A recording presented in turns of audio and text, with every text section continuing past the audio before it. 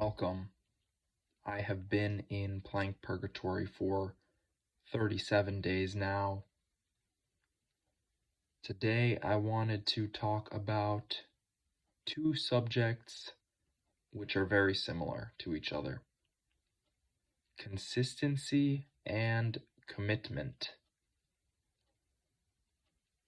There's a very good saying about consistency.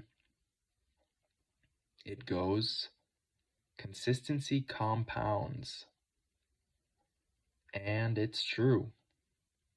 Consistency compounds. It builds on itself. The longer you stay consistent, the more you gain. Simple as that. And not just in the sense of skill acquisition or strength or knowledge, but also in the sense of consistency. The more consistent you get, the easier it is to stay consistent. It's pretty interesting. And of course, the opposite is true. Once you break that consistency, once you stop being consistent, you're no longer consistent. So things don't move as quickly. You may struggle quite a bit. In fitness, this is very apparent. On a week-by-week basis, let's say. A week-by-week basis is a very good way to determine a rate of growth in fitness because, simply put, it's just a medium time frame. Month by month can have large swings in variation in what you're actually doing, and day by day is, of course, way more chaotic, even more so than a month would be, of course. Week by week, you can usually test certain things out, and usually every week you can either add weight or reps, and this is typically referred to as progressive overload, right?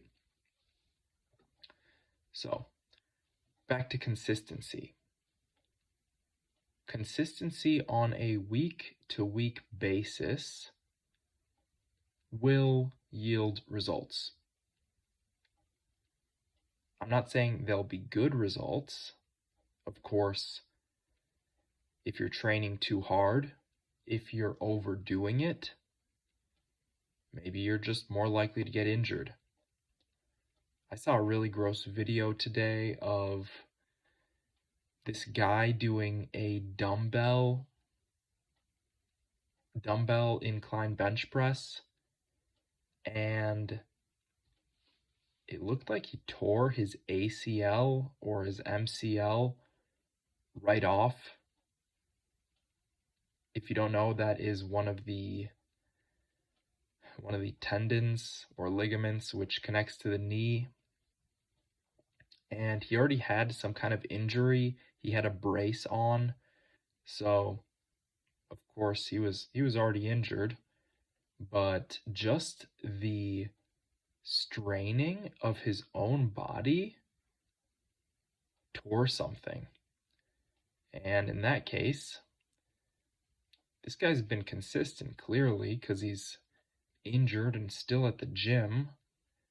At the same time, maybe that's not what he needs. This kind of consistency also compounds. For example, consistency with drug addicts. Drug addicts are some of the most consistent people you'll meet in your life. It's just they're not being consistent about good things. They are consistent about degenerative habits, things which will break them down. And so you'll see, especially with hard drug users, they break down. Man, they break down, and sometimes they break down really fast. You'll see a picture of someone and then a picture of them 6 months later, and you'll be confused. You'll think, this can't possibly be the same person. And they die off quick. They die off real quick. I know a couple people from my high school who got tied in with hard drugs, and quite a few of them passed away while I was in college. Consistency compounds, negatively or positively. If you can manage to stay on the right track, if you're not overdoing it, if you've done your research and continue to research, you're going to yield some really great results being consistent. I've got a lot of experience with day-to-day training every single day, no matter what, no rest days. And I've found I can absolutely bring the same intensity as someone who is only working out, let's say, 3 days a week and recovering the other days. I can absolutely bring that same intensity. The only difference is I can't do that every day. I can't do that every day. Those people, maybe they could do it 3 days in a row, and then, they recover 4 days, or I don't know. I don't know how a regular gym split works. I can't do that. I could work out hard, but I'm gonna have to take 2 days off. Not off, but work out fairly light. If I really do some heavy squats, like 3 sets of 10 heavy weights, I'm not touching the barbell for another 3 days. I gotta recover. And this is something I've learned through experience. If I don't let myself recover, I'm gonna break. I'm gonna get hurt or just build up unnecessary traumas. I'm not going to be able to recover from it. So, even though I work out every single day, I've learned that my approach has to be different. I have to take it easy some days. Some days I have to deload. I can't do a standard deload. I can't take a whole week off, or, well, actually, I can do a standard deload. I could just lower the weights. I could do a whole week lightweight, just lightweight, or no weight, just body weight exercises. And that works for me. And even doing something like that, being consistent, you get better. You get better, especially and specifically at the skills. You get better at doing skills. When I say skills, I'm referring to more complex variations. For example, with the pull-up, you can do quite a few variations, but the one I'll pick is an L-sit pull-up. An L-sit pull-up. You do an L-sit and you perform a pull-up. This is a lot tougher than a regular pull-up. If you could do 10 regular pull-ups, you might only be able to do 1 or 2 L-sit pull-ups, if at all. You might not be able to do any, just because different muscles are involved. But if you really hammer the pull-ups, if you work on your pull-ups every day, odds are your L-sit pull-up is going to get better as a result, even if you aren't specifically training it. And if you do train it, let's say once a week, that consistency compounds. And this brings me to the other idea I want to talk about: commitment. Being consistent is great. Being committed might be even better.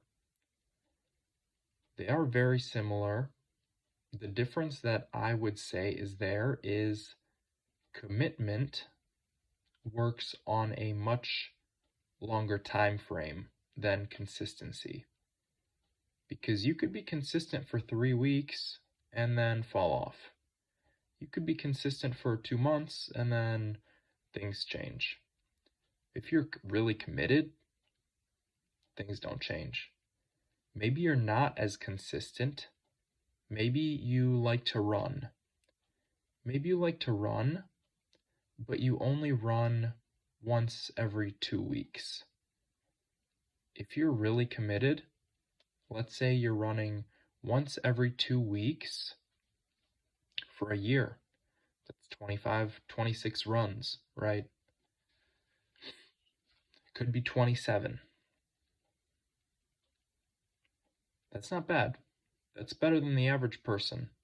If you stay committed, that's still kind of consistency.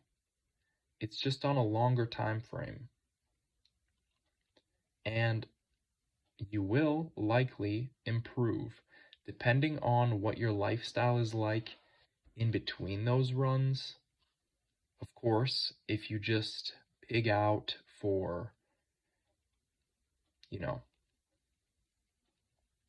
2 weeks and then run and you pig out again and then you run, maybe you're not going to do so great.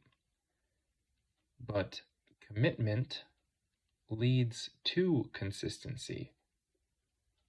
If you're really committed, it's only a matter of time before you become consistent. You start out slow. Everybody does. You start out slow, you build up the habit, you build that willpower muscle, it gets easier. It's something I've been thinking about for a long time. It doesn't actually get easier. It gets easier for you. It doesn't actually get easier.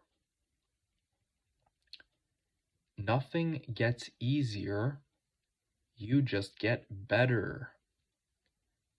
And that is gold. That's absolutely gold. You wouldn't want it to get easier either, because why would you? Could you imagine if you practiced push-ups? You did 1,000 push-ups every day for a year straight, right? You really went at it. You did everything so you wouldn't get injured. You really got incredibly strong just doing push-ups. And it got easier for everybody. And now because you did push-ups, everybody is now good at push-ups. Logically, this makes no sense at all. So it doesn't make sense to say it gets easier, because it doesn't. You just get better. You get better. Be consistent and be committed. Or, better yet, be committed and become consistent. That's really all you can ask for. Commitment is really all you need, because once you have it set in your mind, I'm committed, I'm going to do it this way, nothing can get in your way. No amount of failures, no amount of trips and falls and slips can stop you, because you're going to get back up. If you don't have that commitment, when you fall, are you really going to get up? Are you really going to keep going? You're really going to keep running, keep lifting weights, doing push-ups, pull-ups, squats, dips. Are you really going to do it if you're not committed? No. They're both important though. Commitment without consistency yields very slow results. And consistency without commitment might not yield any results, honestly. You could be consistent for 3 weeks, and then for another 3 weeks, you're consistent at eating garbage. And then you're consistent at working out for 3 weeks. And then the next 3 weeks, you're consistent at using substances. And commitment gives you a direction. I've been kind of rambling. I'm going to leave it at that. Get committed and get consistent. This has been Plank Purgatory Day 38. I did 15 sets of 1-minute planks. Thank you for watching.